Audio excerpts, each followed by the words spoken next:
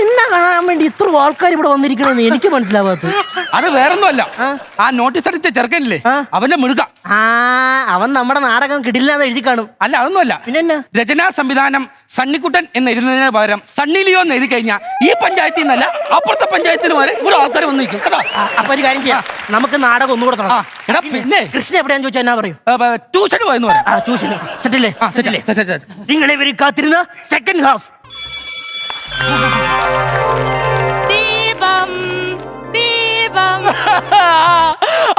പിന്നെ ഒന്നേത് തുടങ്ങുന്നേ.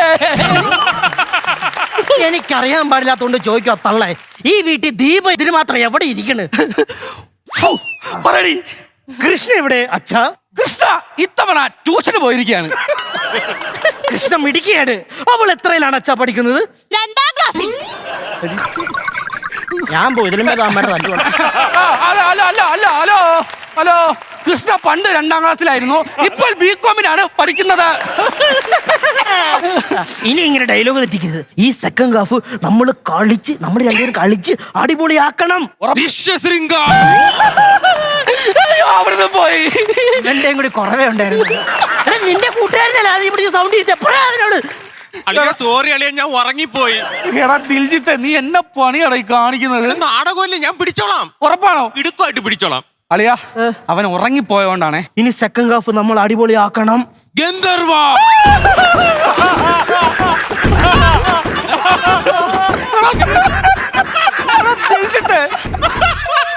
എന്നെ പണിയാടാ കാണിക്കുന്നതൊക്കെ. അടിപൊളിയല്ലേ? ഇറങ്ങിപ്പോടാ. അച്ഛൻ ഈ സ്വത്തൊക്കെ എഴുതി തന്നായിരുന്നെങ്കിൽ എനിക്കങ്ങ് പോകാമായിരുന്നു. അതിന്റെ ഇടയിൽ കൂടെ